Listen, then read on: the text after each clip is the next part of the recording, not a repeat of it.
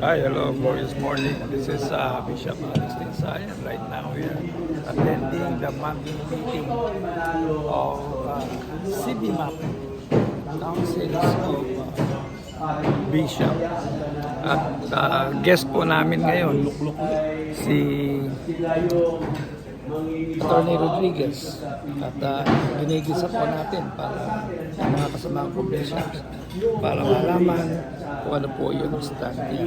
So, ito po at pinag-uusapan yung mga issues affecting our country at mga role ng officials. So, yan po ang nangyayari po ito live mula po rito sa International School of Hotel Resort dito sa Cavite.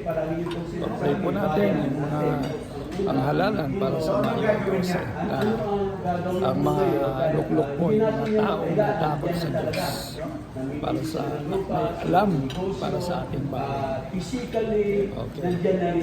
God bless you all. Have a wonderful day. Let's look beyond.